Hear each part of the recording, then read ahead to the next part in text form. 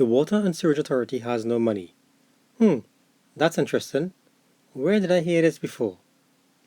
Welcome back, folks, to another episode of Viewpoint, the Brian Heeraman podcast. This is episode number 32, and what an interesting last couple of weeks we've been having. So, first of all, let me apologize for not releasing a podcast last week.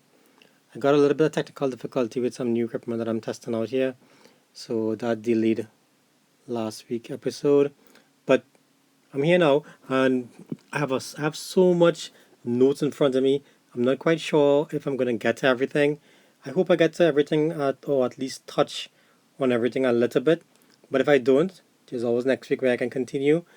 But this episode, before we dive in, let me just say, and let me just thank all my old listeners for tuning in, and let me just thank all the new listeners for joining us. And remember, folks, this podcast is also available on all major podcasting platforms. That is Google Podcasts, iTunes. It's also available on Twitter, YouTube, and for our international friends, Spotify. And interestingly enough, I think Spotify is going to be expanding their services to the Caribbean pretty soon. So you guys can also check this podcast out on Spotify when that happens. Now, back to this episode. Let's continue. Let's dive into what's going on. This podcast episode, I guess we can call this podcast episode the WASA episode. I mean, wow. The last couple days, the last week actually, everything has just been about WASA. You hear about the cabinet special appointed committee releasing his report. Shockingly, the shocking findings they found about WASA, things that we have never known about. Really, really. I mean, talking about WASA not having any money and the desire to shut down WASA by allegedly by 2023 and have this new water management company. But doesn't this all sound so very familiar? The whole method in which they are bringing out these reports and how they're dealing with trying to put citizens against the WASA employees or citizens against WASA for all the shortcomings of WASA. Haven't you all heard this playbook before? Isn't this familiar? This is the Petrotrin playbook all over again. And if you think it's going to end with WASA, it's not going to end with WASA. It's going to continue state company by state company. When you think they're finished with WASA and WASA future, you don't have to look too far now. Just look down the road there with Petrotrin. That is WASA future as far as this regime is concerned. When they finish with WASA, it's not going to end here. They're going to continue on to TNTech. Before you know it, every single state company is going to be looking just like how Petrotrin look. Shut down, in a mess, in a disarray, nothing happening. It's not shocking to the population, to the folks out there that WASA doesn't do anything with regards to its mandate in any near perfection. WASA is overstaffed, really? How did it get like that? People just don't go to WASA doorstep and say, hey, hire me, and the company hires them just like that. No. It's the process, the management involved in WASA has created WASA to this state, that has brought WASA to this state. Whether it be managers, the board of directors, and who appoints those board of directors and who appoints all those CEOs and stuff. It's successive governments that brought WASA to this. It's shocking now that how they want to blame the workers. All of a sudden, Watson Duke wife having a contract with WASA is a problem. It's a double standard that I keep mentioning that continue, that persists in this country, that is annoying to the point where I don't even know. So Watson Duke wife have a contract with WASA. Is that a problem? And if it is a problem, then we should have a problem with Stuart Young brother winning contracts with NCB Global Finance for $1 billion bonds, which other government minister is doing. Government minister wife, doing state contract with HTC and other companies. We just can't cherry pick who we want to be angry with every morning. If we want to have a successful nation, a successful state enterprise, we should have the same standards. But going back to WASA, like I said, this is the WASA podcast. You know. We have to explore WASA and all the shortcomings that's been going on with WASA. Not just today, you know. Like I firmly believe that workers, the working class people are going to pay the price for a system that they have no control over. They just go to work and they try their best to do the job with limited resources, of course. You think WASA employees just like to go and dig up the road for spite, or they like to not give water to communities? They are operating under whatever resources that they have. Now, obviously, there's bad apples in any single things that you go in, any system you go in. But at the end of the day, it's not the majority. And the lack of motivation for the employees in WASA or in any other state companies, I fully can't blame them because when you're operating with a system that doesn't provide you with basic amenities to carry out your job, then what do you expect? But WASA is not going to end there. And if it is the government intention to send on the employees of WASA to open back a next state company, this waste management company, I dare say, if that is the approach that this government is doing, if it's the Petrotrin approach, very soon we'll all be home and we'll all have no jobs because they're going to go down the line. They already start with the Petrotrin, they're going to go through WASA, they're going to go through TNTech, TSTT, you name the state company. Very soon, only a handful of people will be working. But you know what is the scary part about all of this? They have done what they've done to Petrotrin. We don't know how many people they've retained in these new companies that Petrotrin has now emerged into terms of Guadalcara, Heritage, Paria, and whatever companies they have. How many of the 5,000 Petrotrin employees is now rehired? How many of the new 5,000, I'm sorry, the 5,000 WASA employees will be rehired? Before you know it, all these state companies, whether it be Petrotrin, whether it be Heritage or Paria, they're going to become Petrotrin all over again because the state system, the state enterprise system, there's always going to be somebody who's going to want to hire somebody to please somebody. The same thing in WASA. WASA became this because every Monday morning, somebody is sending up the family member to get hired and to get a job. Before you know it, 5,000 employees.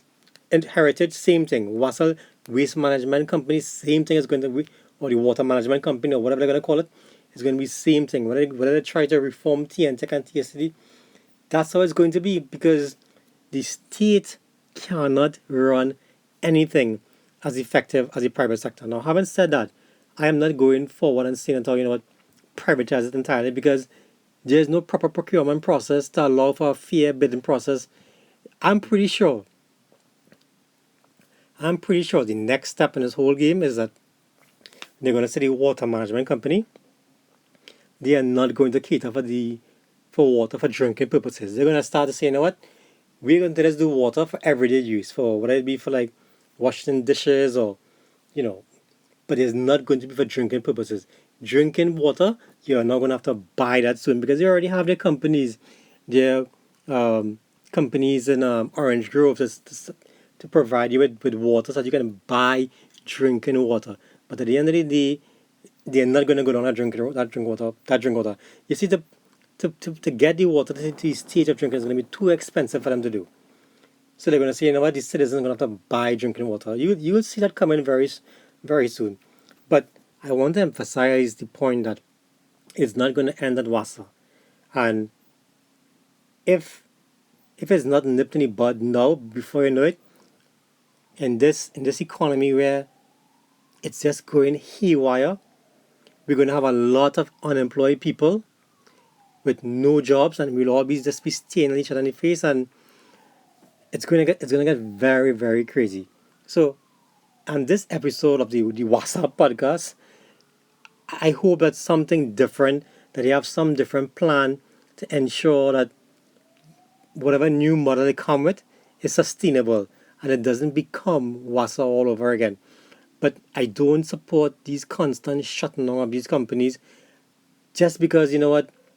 And the real intention of shutting down the companies is not because of the employees or because the indebtedness of these companies. It's because of the fact that they do. If the government had money as normal, they would have never come after WASA or Petrochin or anybody.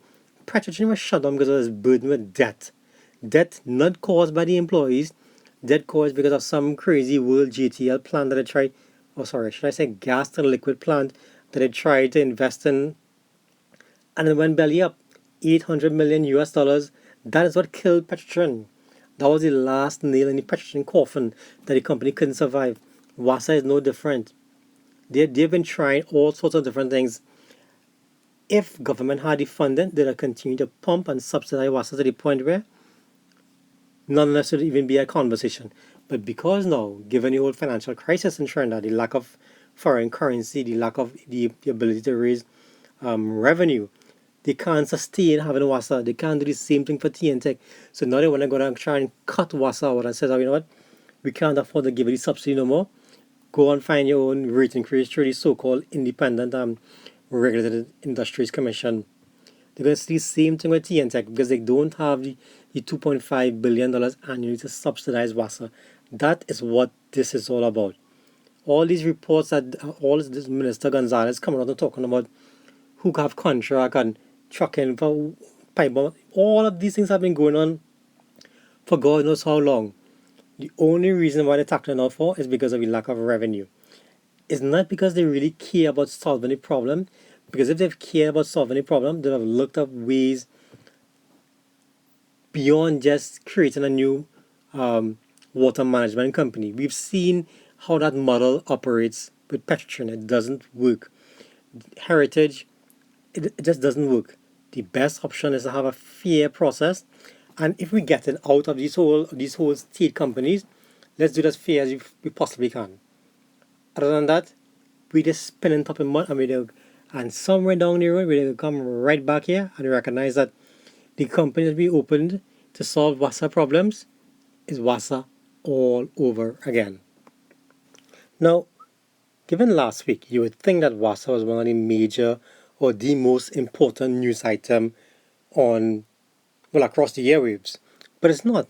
There was one particular item or a couple of particular items that came across the news, and everyone just got so sidetracked they didn't even pay attention to it because of what was taking place with WASA. All these, like I mentioned, shocking revelations. I mean, what's in Duke wife gotten a contract? That's amazing. But no, there were two particular events that took place over the last couple of weeks that caught my attention, and they had to do with events that transpired within the court, within the judicial system. For example, the state appeals the express ruling. That is whereby Justice Frank C. Prasad granted or he ruled in favor of the express, basically stating that how the warrants that facilitated a raid on the express were null and void. Basically, that's what he's saying. He said that they were above what is appropriate, and he said that he squashed those warrants and basically awarded the Express newspapers costs and damages for what transpired within those raids. But the state went ahead now to appeal those rulings, stating that how what the judge did in a sense was put himself, or I want to get the exact words in the statement because to me it was interesting to see how the state justified the reason for for questioning that for going for appeal against the, Justice C. Prasad ruling.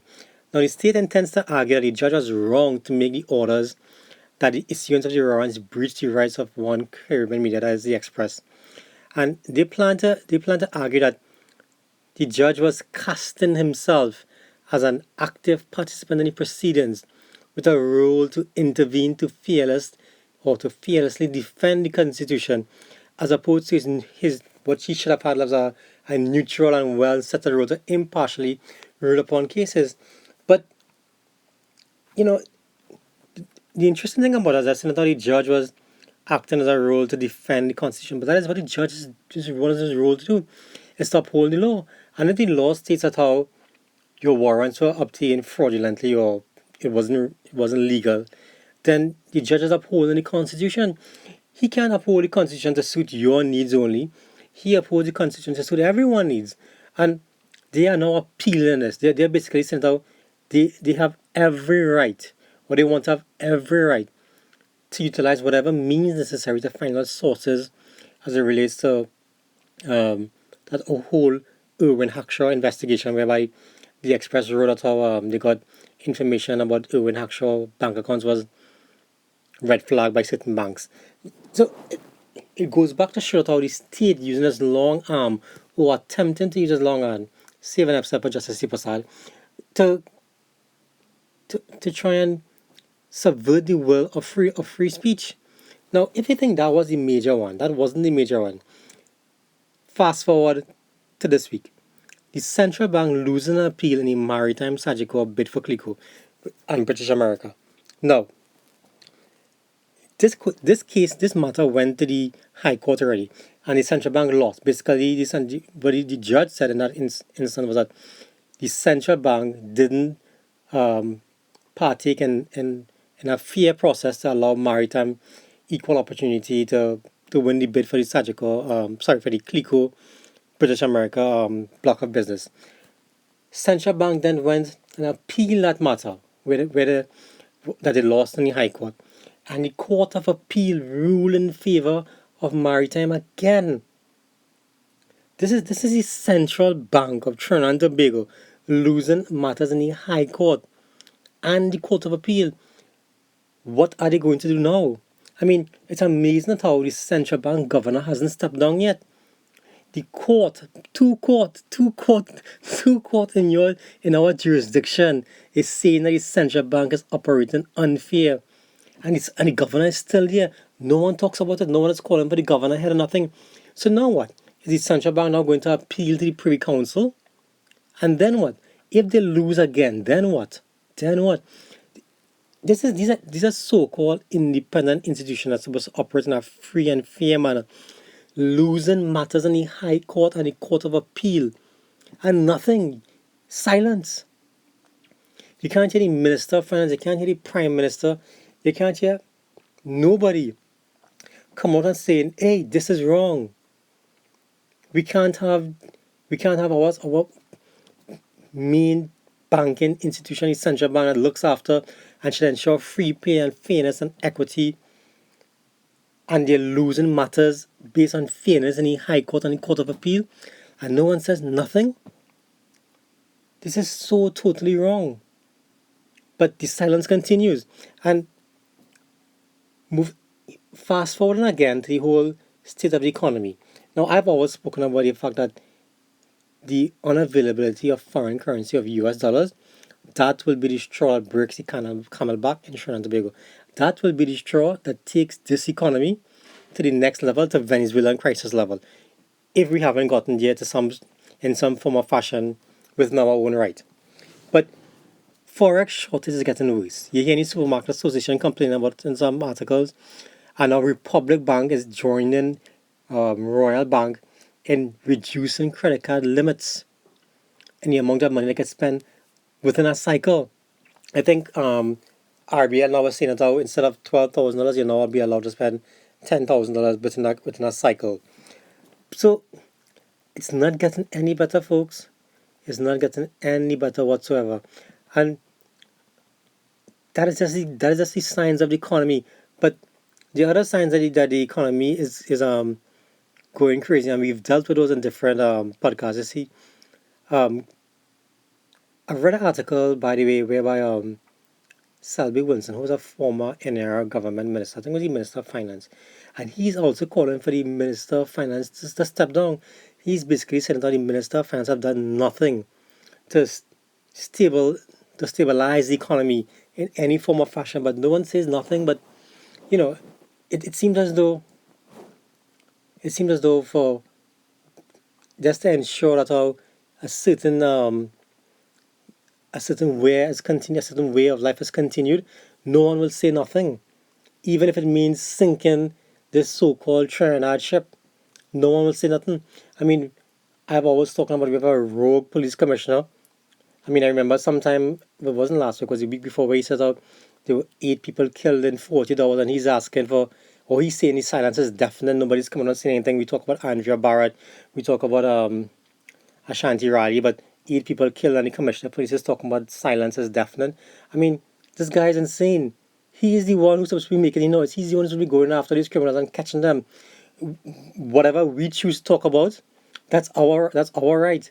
Your job is to talk about everything and make sure you catch everybody who's guilty. You can't ask us for, "Oh, why was our silence deafening?" Why is your silence deafening on everything else besides things that affect the police service that you think you could come on TV and make a name on? That is what we're talking about.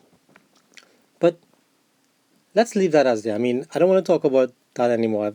I'm tired of talking about Commissioner Griffith.